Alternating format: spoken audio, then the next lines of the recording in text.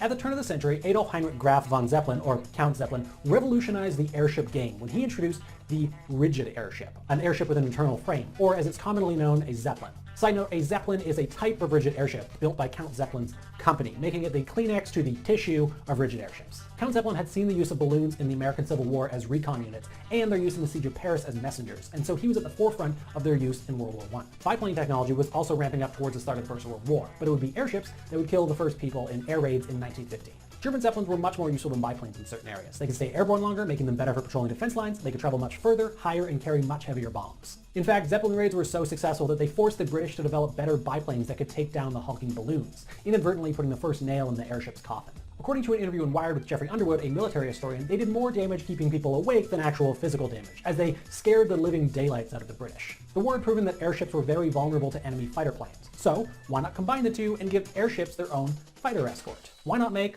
flying aircraft carriers? England was the first to attempt it with the 23 class Vickers rigid airship, a 535-foot vessel that could carry 3 Sopwith Camel biplanes that would be launched from hooks beneath the ship's hull. The Royal Navy built 4 of these in 1918, and they saw a bit of action in the final weeks of the war conducting anti-submarine operations in the North Sea. Unfortunately, all 4 of these flying aircraft carriers were decommissioned by 1920. Fast forward to 1923, and the United States would take the idea of a flying aircraft carrier one step further. They began by testing this parasite fighter program on the USS Los Angeles, and by 1929 they began construction of the USS Akron, the first airship designed from the ground up to be a flying aircraft carrier, and the first to be able to launch and recover its own fighters. It had an internal hangar which could store up to 5 small fighter planes, specifically 5 Curtiss F-9C Sparrowhawks. The really cool thing is how they got in and out of the airship. When the fighters were returning, the Akron would lower a large metal arm through a T-shaped hole in its hull, and the fighter planes would hook onto a trapeze bar at the base of the arm before being raised back up into the airship. To launch, they would reverse this process, lowering the arm, and the fighter would detach itself to go do battle or reconnaissance. The big advantage airships have over biplanes is that they can stay airborne for a really long time.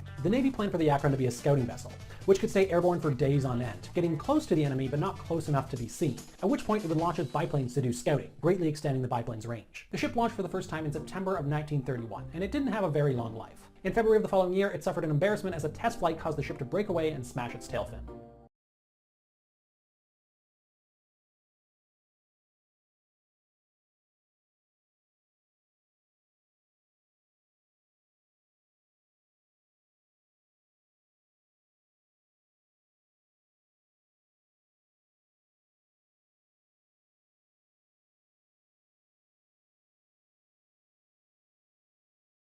Nearly 100 years ago the US Navy asked a question: if airplanes can fly through the air, why couldn't a vessel carrying them fly through the air as well?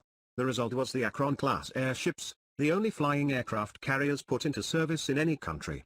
Although promising, a pair of accidents, prompted by the airship's limitations, destroyed the flying carrier fleet and ended development of the entire concept. The Akron-class airships were designed and built in the late 1920s. The ships were designed, like conventional seagoing aircraft carriers, to reconnoiter the seas and search for the enemy main battle fleet. Once the enemy fleet was located, the US Navy's battleships would close with the enemy and defeat them. This was a primitive and limiting use of the aircraft carrier, which had not yet evolved into the centerpiece of US naval striking power. The airships of the Akron class, Akron and Macon, were ordered in 1926 before the Great Depression. The 2 ships were commissioned into U.S. Navy service in 1931 and 1933, respectively. The Akron class was a classic pill-shaped interwar airship design, with a rigid skin made of cloth and aluminium and filled with helium. The air vessel was powered by 8 Maybach 12-cylinder engines developing a total 6,700 horsepower. At 785 feet each was longer than a Tennessee-class battleship, had a crew of just 60 each, and could cruise at 55 knots. The airships were lightly armed, with just 8.30 caliber machine guns. Unique among airships, the Akron class carried fixed-wing aircraft and could launch and recover them in flight. Each airship carried up to 5 Curtiss F-9C Sparrowhawk fighters, lightweight biplanes with a crew of 1 and armed with 2.30 caliber Browning machine guns. The airships each concealed a hangar within their enormous airframe and launched and recovered the Sparrowhawks through a hook system that lowered them into the airstream, whereupon they would detach and fly off. The system worked in reverse to recover the tiny fighters. The flying carrier concept had its advantages and disadvantages compared to the traditional seagoing carrier. Akron and Macon were twice as fast as surface ships, and could therefore cover more ground. By their very nature those on board could see much farther over the horizon than surface ships, and their Sparrowhawks extended that range even farther.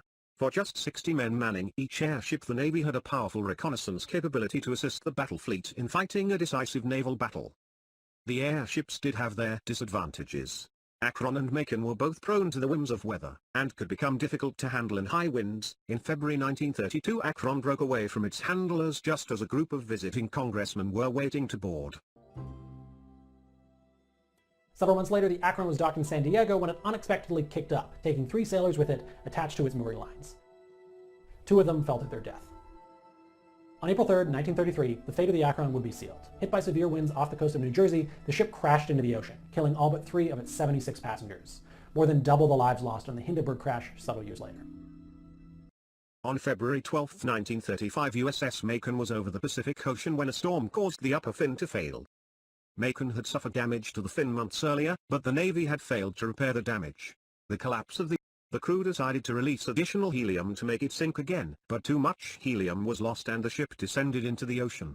Macon's slower crash than her sister ship Akron, as well as the presence of life jackets and life preservers aboard the airship, ensured that 81 out of 83 passengers and crew survived the accident. Around the same time as the Akron crash, its almost identical sister ship, the USS Macon, launched for the first flight of its also relatively short career. In February of 1935, it too crashed into the ocean, this time after a damaged upper fin gave way and the ship lost too much helium to stay airborne. Fortunately, unlike the Akron, this ship was equipped with life jackets, and all but 2 of the 83 sailors aboard made it out alive. During training exercises, both of the airships were found to be successful at tracking down enemy ships, but highly vulnerable to attack, though neither ship would see any actual combat. Possibly the most notable appearance of the USS Akron was over the Capitol buildings on March 4, 1933, at the inauguration of President Franklin Roosevelt. The 2 crashes and the ship's vulnerability made it easy for the Navy to cancel the project. The horrific crash of the Hindenburg 2 years later would further bury the idea of airships in general. Their limited passenger capacity and thus limited commercial viability didn't help. And the final side note, the Hindenburg was actually filled with hydrogen and not helium because at the time, the United States had a monopoly on the helium market, and in an attempt to freeze out the competition, they banned its export. The loss of both airships effectively ended the flying aircraft carrier concept. It's interesting to speculate what might have happened had the concept been further developed and survived until the Second World War. As scouts, airship carriers would not have lasted long had they accomplished their mission and located Japanese ships and bases. Regardless of speculation, World War II was won without flying aircraft carriers, proving they weren't a war-winning asset. The concept has lain dormant for decades, but recent Pentagon research into turning the C-130 Hercules transport into a flying aircraft carrier for pilotless drones means the concept is still alive and well.